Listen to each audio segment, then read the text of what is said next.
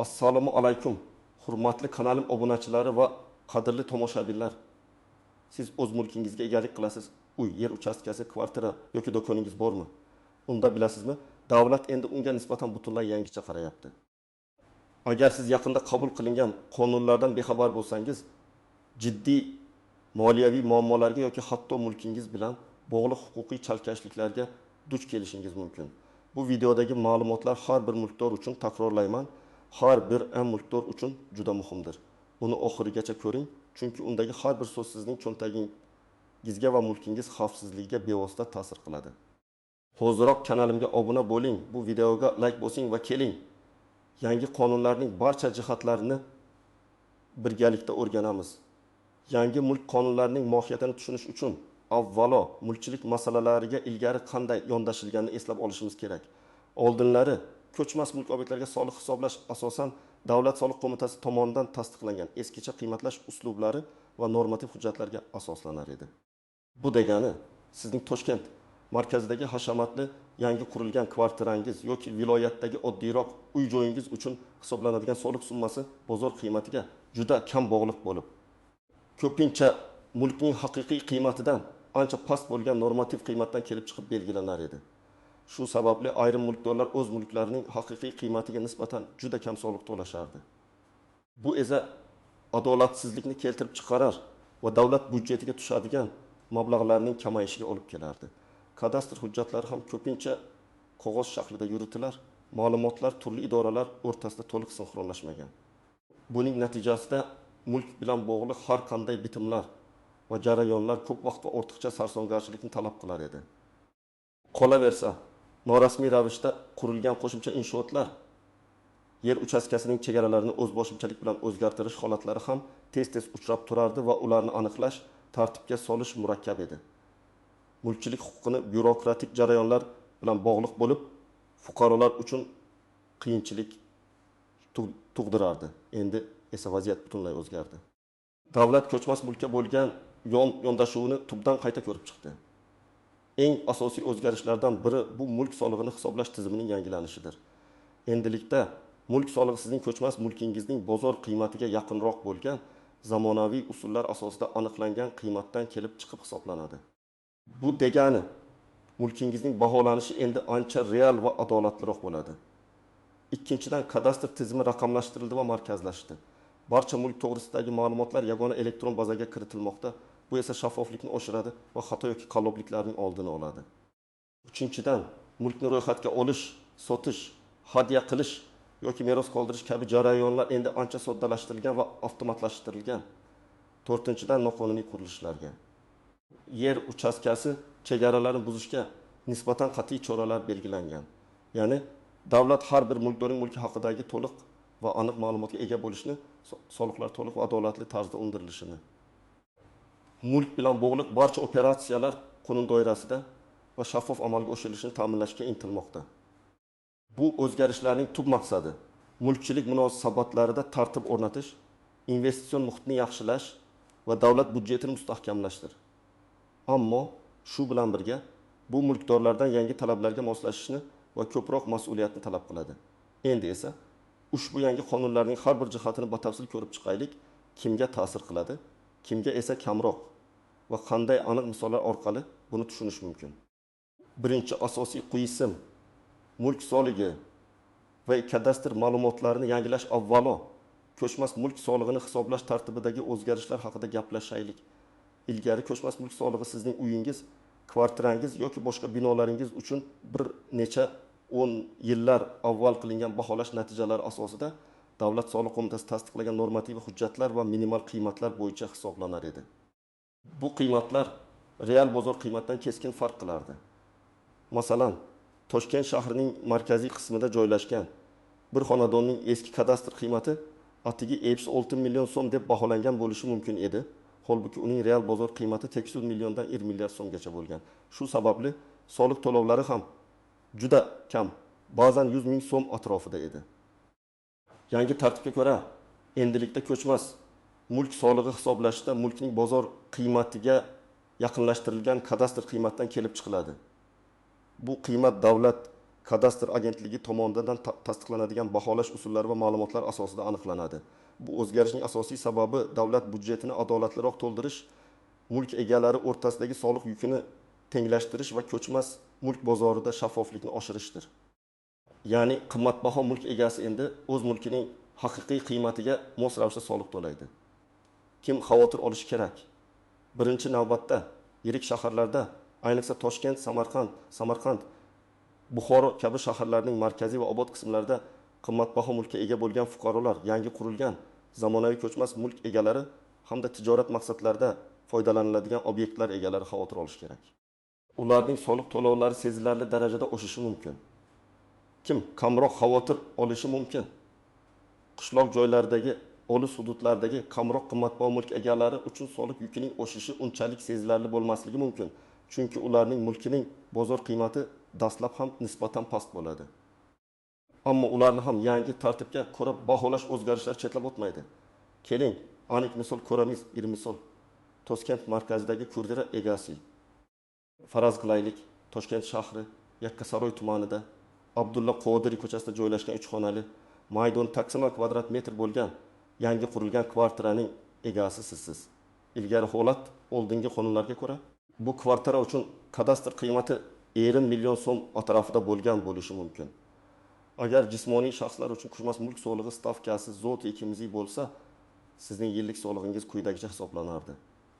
Avvalman misol, yig'ima ketmasam.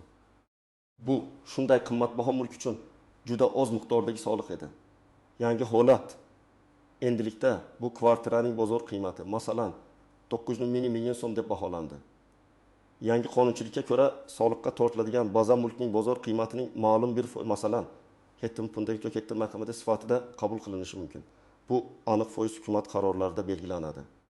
Faraz qilaylik, yetilmoqdaga 7 miqdor nima? Soliqqa tortiladigan baza 950 million so'm, 7 million, 6 million so'm. Endi xuddi shu 0.2 stavka bilan yangi soliqni hisoblaymiz. 30 million so'm, 0.2 million, 20 million, 6 million so'm. Ko'rib turganingizdek, soliq miqdori 10 barobardan ko'proq oshdi. Bu mulkdor uchun sezilarli moliyaviy yuk hisoblanadi va buni oldindan bilib o'z byudjetiga kiritish shart. Bu holat Toshkent shahridagi ko'plab yangi qurilgan uylar va kvartiralar egalariga bevosita ta'sir qiladi. 2 misol. Viloyatdagi xususiy hovli egasi Navoiy viloyatining Karmana tumanidagi 6 sotix yer uchastkasida joylashgan 4 xonali o'rtacha ta'mirlangan xususiy uyning egasi sizsiz. Uyning umumiy maydoni 1000 kvadrat metr. Ilgari holat. Bu uyning eski kadastr qiymati odatda 6,1 million so'm oralig'ida bo'lgan bo'lishi mumkin. Yer uchastkasi uchun ham soliq minimal normativlar bo'yicha hisoblangan. Umumiy yillik soliq taxminan 200 ming so'm bo'lgan. Yangi holat. Endilikda uy va yer uchastkasining umumiy bozor qiymati baholanadi. Faraz qilaylik, mintaqa bozorini hisobga olgan holda bu mulkning bozor qiymati 402 ming so'm deb belgilandi. Shu mulkning 7 pundlik bahosi asosida soliq hisoblanadi. Soliqqa tortiladigan baza darchi 70 ming so'm, 7,220 million so'm. Soliq stavkasi YMTI hamda bo'lsa 220 million so'm, YMBB desa 34 million so'm. Bu holatda ham soliq miqdori 3-4 barobar oshganini ko'rishimiz mumkin. Garchi bu Toshkentdagi kvartira kabi katta o'sish bo'lmasa-da, viloyat aholisi uchun ham bu sezilarli o'zgarishdir. Uchun misol, tijorat obyekti egasi, do'kon, Farg'ona shahri markaziy ko'chalardan birida joylashgan 7 kvadrat metrlik do'konning egasi sizsiz. Ilgari holat. Bunday do'kon uchun soliq odatda bebehtimal 2000 million so'm kadastr qiymatidan kelib chiqib hisoblanardi. Tijorat mulki uchun soliq stavkasi jismoniy shaxslarga nisbatan biroz yuqori bo'lishi mumkin edi.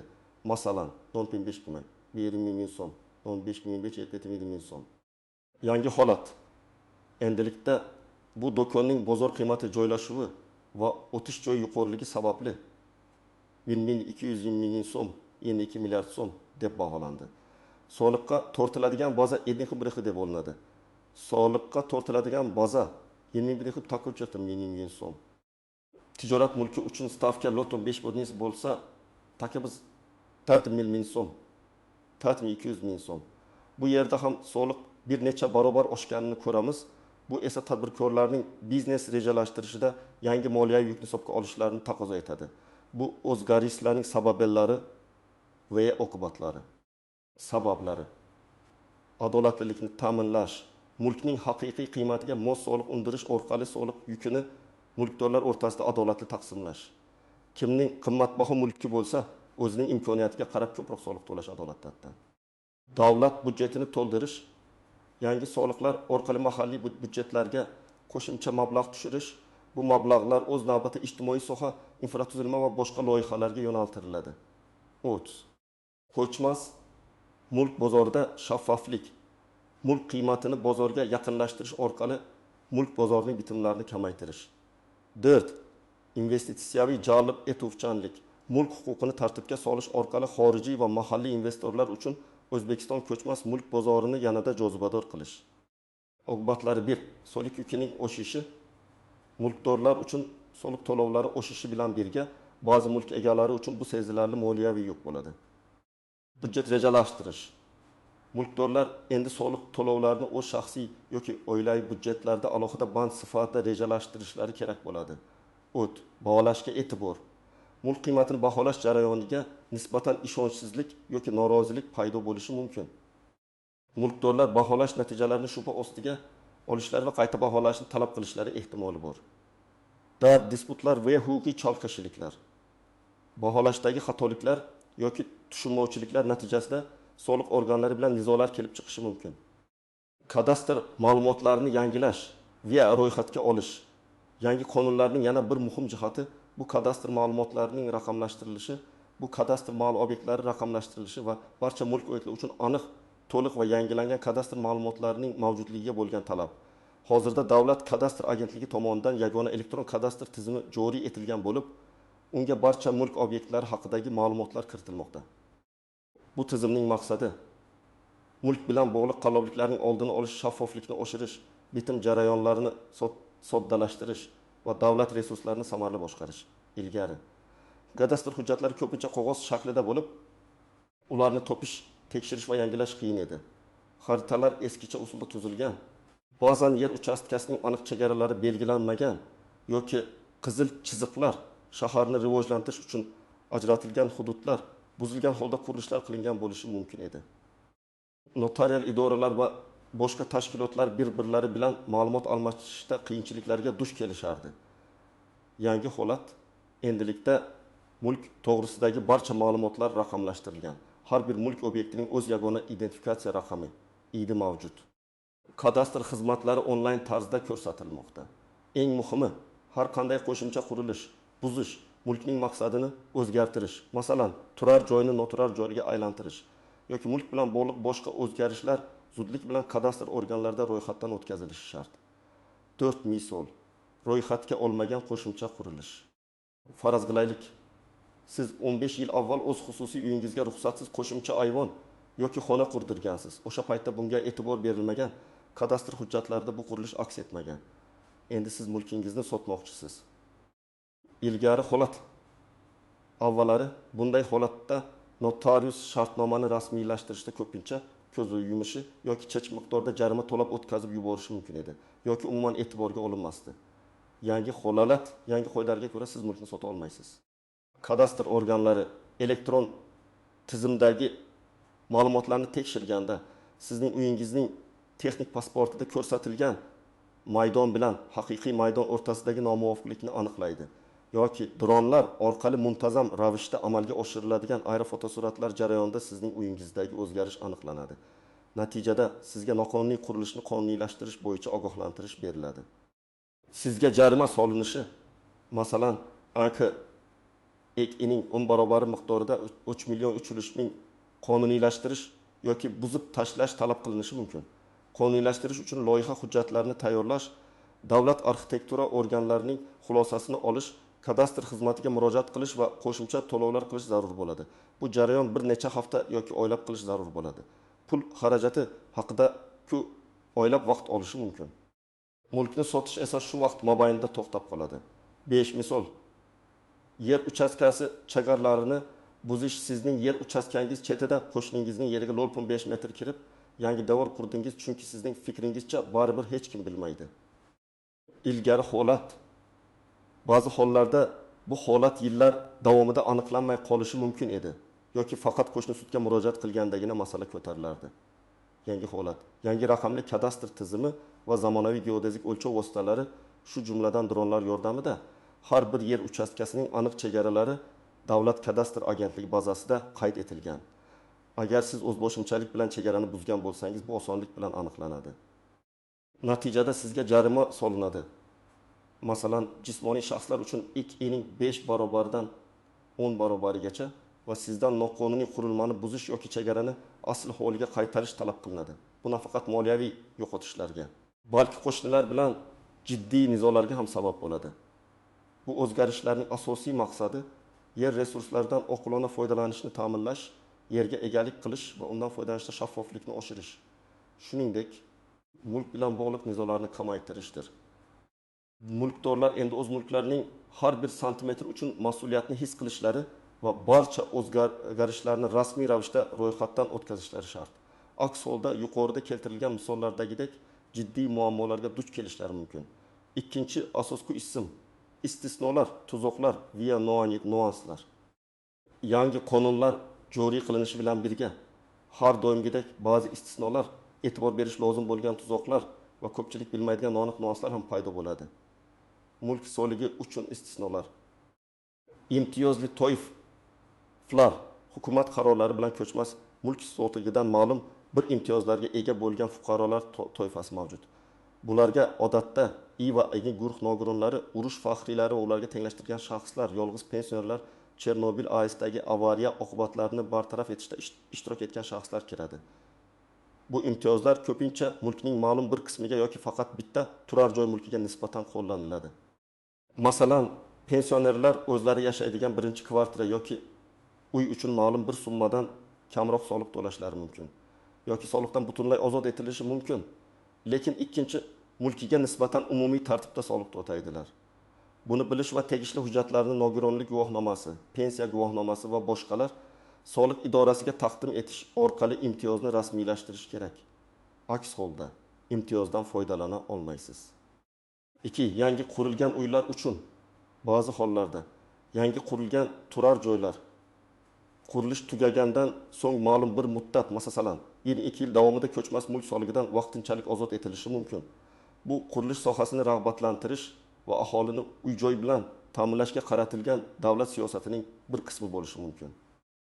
Ammo bu imtiyozning mavjudligi, muddati va shartlari har safar hukumatning alohida qarorlari bilan belgilanadi. Shuning uchun bu ma'lumotni muntazam ravishda tekshirib borish lozim. Qishloq xo'jaligi yerlari, qishloq xo'jaligi yerlari foydalaniladigan yer uchastkalari uchun soliq hisoblash tartibi turar joy yoki tijorat binolari uchun belgilangan tartibdan farq qilishi mumkin. Ular uchun alohida soliq stavkalari va hisoblash mexanizmlari mavjud. Shuningdek, yerning bonitet balli, unumdorligi ham soliqqa ta'sir qilishi mumkin. Bu ham noaniq nuanslardan biri bo'lib, yerning maqsadi to'g'ri ko'rsatilganligiga ishonch hosil qilish muhim. Kadastr va ro'yxatga olishda tuzoqlar va noaniq nuanslar. Maydondagi nomuvofiqliklar eng keng tarqalgan muammolardan biri eski hujjatlarda ko'rsatilgan yer yoki bino maydonining hozirgi o'lchovlar natijalariga mos kelmasligi. Masalan, eski hujjatlaringizda yer uchastkangiz 6 sotiq deb ko'rsatilgan, lekin yangi o'lchovlar 5-8 sotiqni ko'rsatyapti. Bunday holatda nollik i sotiq yer yo'qolmagan, balki eski o'lchovlar aniq bo'lmaganligi yoki dastlabki chegaralar noto'g'ri belgilanganligi sabab bo'lishi mumkin. Agar farq katta bo'lsa, kadastr agentligiga murojaat qilib, qayta o'lchov o'tkazishni so'rashingiz yoki sudda o'z huquqlaringizni himoya qilishingiz kerak bo'ladi. Kichik farqlar esa odatda rasmiylashtiriladi. 2 ulushda mulkchilik. Agar mulk bir necha shaxsga, masalan, meros bo'lib o'tgan uy-joy bir nechta aka-ukaga tegishli bo'lsa, soliq to'lovlari va kadastr hujjatlarining yangilanishi masalasi murakkablashadi. Har bir mulkdor o'z ulushiga mutanosib ravishda soliq to'lashga mas'ul bo'ladi. Agar ulardan biri soliq to'lamasa, boshqalarga nisbatan ham muammo yuzaga kelishi mumkin. Shu sababli bunday mulk egalari o'zaro kelishib olishlari va barcha huquqiy jarayonlarni birgalikda amalga oshirishlari shart. Mulkning bo'linmasligi, ya'ni uni jismoniy jihatdan bo'lish imkonsizligi ham ko'pincha nizolarga sabab bo'ladi. Uch, bu mulkni biznes uchun foydalanish, agar siz o'z turar joy mulkingizning bir qismidan, masalan, bir xonadan tadbirkorlik faoliyati, ofis, kichik do'kon, kosmetologiya xizmati uchun foydalanayotgan bo'lsangiz, bu mulkning maqsadi o'zgarishi mumkin va u uchun boshqacha soliq stavkalari qo'llanilishi mumkin. Ba'zi hollarda hatto butun mulkning soliq maqomi o'zgarishi mumkin. Bu holatda turar joy maqomini noturar joyga o'zgartirish talab etilishi mumkin. Bunday o'zgarishlar esa qo'shimcha rasmiylashtirish va soliq yukini oshirishi mumkin. Bu haqda Davlat kadastr agentligi va soliq idorasidan aniq ma'lumot olish muhim. 4. Zonalashtirishning o'zgarishi. Hukumat qarorlari bilan shaharlarda ba'zi hududlarning maqsadini o'zgartirish, zonalashtirish mumkin. Masalan, sizning uyingiz joylashgan hudud ilgari turar joy zonasi bo'lgan bo'lsa, endi tijorat zonasi yoki sanoat zonasiga aylantirilishi mumkin. Bunday o'zgarishlar sizning mulkingizning qiymatiga, undan foydalanish imkoniyatlariga va soliq yukiga jiddiy ta'sir ko'rsatadi. Eng noaniq nuansa shundaki, mulkdorlar bunday o'zgarishlar haqida har doim ham o'z vaqtida xabardor qilinmaydi. Shuning uchun mahalliy hokimiyat organlarining rasmiy e'lonlarini, shaharsozlik rejalari haqidagi ma'lumotlarni kuzatib borish juda muhim. Agar mulkingizning maqsadini o'zgartirmoqchi bo'lsangiz, bu zonalashtirishni hisobga olishingiz kerak bo'ladi. 5. Davlat hokimiyati organlarining roli. Davlat kadastr agentligi va mahalliy hokimiyat organlari yangi qonunlarni amalga oshirishda asosiy rol o'ynaydi. Ularning ishi ma'lumotlarni qayta ishlash tezligi va xizmat ko'rsatish sifati hududdan hududga farq qilishi mumkin. Ba'zan kadastr xodimlari orasida bilim darajasida nomuvofiqliklar bo'lishi yoki tizimda texnik nosozliklar yuzaga kelishi mumkin. Shuning uchun har doim rasmiy kanallar orqali murojaat qilish, yozma ariza berish va uning ro'yxatdan o'tganligini tasdiqlovchi hujjat kiruvchi raqamni olish, shuningdek belgilangan muddatlarda javob talab qilish juda muhimdir. Og'zaki kelishuvlar ishonchli emas. 6. Xatolar uchun javobgarlik. Kadastr ma'lumotlaridagi xatolar, masalan, yer maydonining noto'g'ri ko'rsatilishi, binoning tipi yoki manzili bo'yicha xatoliklar mulkdoriga jiddiy muammolar tug'dirishi mumkin. Avvallari bu kabi xatolar uzoq vaqt davomida e'tiborga olinmasdi. Endi esa bu sizning mulkingiz bilan bog'liq har qanday bitimni sotish, hadya qilish, meros rasmiylashtirishga to'sqinlik qiladi. Bunday xatolar aniqlanganda ularni zudlik bilan tuzatish choralarini ko'rish shart. Aks holda kelajakda katta huquqiy va moliyaviy muammolarga duch kelishingiz mumkin. Amaliy maslahat: mulkdor nima qilishi kerak? Hurmatli mulkdorlar, yangi qonunlar sizdan shunchaki soliq to'lashni emas, balki mulkingizga nisbatan yanada mas'uliyatli yondashuvni talab qiladi. Mana siz uchun qadam-ba-qadam aniq ko'rsatmalar. Qadam tekshiruv, mulk hujjatlarini ko'zdan kechiring. Avvalo, o'zingizning mulk kadastr hujjatlaringizni, mulkchilik huquqini tasdiqlovchi order, guvohnoma yoki shartnomani qo'lga oling va ularni diqqat bilan ko'zdan kechiring. Hududingiz yer uchastkasining maydoni, kvartiraning umumiy va yashash maydoni hujjatlarda to'g'ri ko'rsatilganmi? Barcha qurilishlaringiz, uy, garaj, omborxona, hammom, ayvon va hokazo kadastr hujjatlarida ro'yxatga olinganmi? Agar sizda ruxsatsiz qurilgan qo'shimcha inshootlar bo'lsa, ularni aniqlang. Mulkning maqsadini, turar joy, noturar joy, qishloq xo'jaligi tekshiring. Uning hujjatlardagi maqomi haqiqatda qanday foydalanayotganingizga mos keladimi? 2 qadam onlayn portallar, ma'lumotlarni elektron tekshiruv. Davlat kadastr agentligining rasmiy veb-sayti, masalan, Cadastr.uzga kiring. Ba'zi xizmatlar uchun Yejro auksion tizimi yoki My.uz portallaridan ham foydalanish mumkin. Elektron xizmatlar bo'limiga o'ting va o'zingizning mulkingiz haqidagi ma'lumotlarni yagona interaktiv davlat xizmatlari portali My.gov orqali shaxsiy identifikatsiya raqamingiz JSHIR orqali tekshiring. Bu yerda siz mulkingizning elektron pasporti, kadastr qiymati va boshqa asosiy ma'lumotlarni ko'rishingiz mumkin. Soliq hisoblash tizimidagi yangilanishlarni kuzatib boring. Soliq qo'mitasining veb-saytida Soliq.uz jismoniy shaxslar uchun mulk solig'ini hisoblash kalkulyatorlari yoki umumiy ma'lumotlar joylashtirilishi mumkin. 3 qadam soliq hisobi, taxminiy hisob-kitob qiling. O'zingizning mulkingizning yangi kadastr qiymati, agar u sizga ma'lum bo'lsa, asosida yuqorida keltirilgan stavkalar bo'yicha yillik mulk solig'ingiz qancha bo'lishini taxminan hisoblab ko'ring. Agar sizning mulkingizning baholangan qiymati hali e'lon qilinmagan bo'lsa, o'xshash mulklar uchun bozor narxlarini o'rganib, taxminiy qiymatni hisoblashingiz mumkin. Agar sizda soliq hisobi yoki imtiyozlar bo'yicha savollaringiz bo'lsa, o'z yashash joyingizdagi yoki mulk joylashgan tumandagi Davlat soliq inspeksiyasiga murojaat qiling. Telefon orqali yoki shaxsan borib maslahat oling. U yerda sizga soliq hisoblash tartibi, stavkalar va mavjud imtiyozlar haqida batafsil ma'lumot beriladi. 4 qadam noto'g'ri ma'lumotlar xatolarni tuzatish. Agar kadastr ma'lumotlarida, masalan, maydon, manzilda, binoning maqsadida xatoliklar yoki nomuvofiqliklar topsangiz, zudlik bilan Davlat kadastr agentligining tuman shahar bo'limiga murojaat qiling. Murojaat qilish uchun kerak bo'ladigan hujjatlar: pasportingiz nusxasi, mulkchilik huquqini tasdiqlovchi hujjat, order, guvohnoma, shartnoma nusxasi, mulkning texnik pasporti agar mavjud bo'lsa, shuningdek siz topgan xato yoki nomuvofiqlikni tasdiqlovchi boshqa hujjatlar. Yozma ariza bilan murojaat qiling. Arizangizda aniq xatolarni ko'rsating va ularni tuzatishni so'rang. Ariza berganingizda uning ro'yxatdan o'tkazilganligi to'g'risida tasdiqlovchi hujjat kiruvchi raqamni olishni unutmang. Bu keyinchalik masalani kuzatish va nazorat qilish uchun muhim. 5 qadam o'zgartirishlar. Har qanday o'zgartirishni ro'yxatdan o'tkazing. Mulkda har qanday o'zgarish, qo'shimcha qurilish, mavjud binoni buzish, uyning maqsadini o'zgartirish, chegaralarini o'zgartirish, yer chegaralarini o'zgartirish sodir bo'lsa, uni qonuniy ravishda Davlat kadastr agentligida ro'yxatdan o'tkazishni unutmang. Buning uchun tegishli loyiha hujjatlari, ruxsatnomalar agar kerak bo'lsa to'plab kadastr xizmatiga murojaat qilish kerak. Bu kelajakda jiddiy muammolardan, jarimalardan va mulk bilan bog'liq bitimlarni amalga oshirishda to'siqlardan xalos qiladi.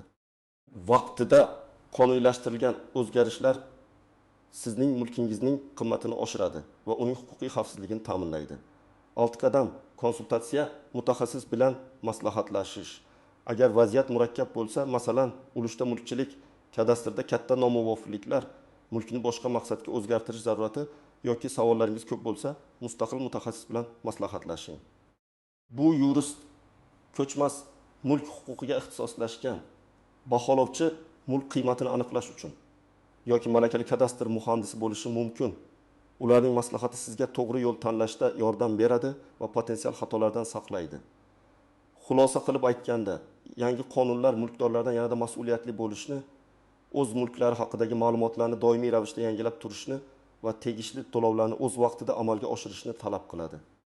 Bu o'zgarishlar mulkchilik munosabatlarida shaffoflik va adolatni ta'minlashga qaratilgan. Ammo buning uchun har bir mulkdor faol ishtirok etishi shart. Umid qilamanki, bu videodagi ma'lumotlar siz uchun foydali bo'ldi. O'z fikrlaringizni, savollaringizni va boshdan kechirgan vaziyatlaringizni izohlarda yozib qoldiring. Bu boshqa tomoshabinlar uchun ham juda foydali bo'ladi. Videoga like bosing va kanalga obuna bo'lishni unutmang. Keyingi videolarda ko'rishguncha.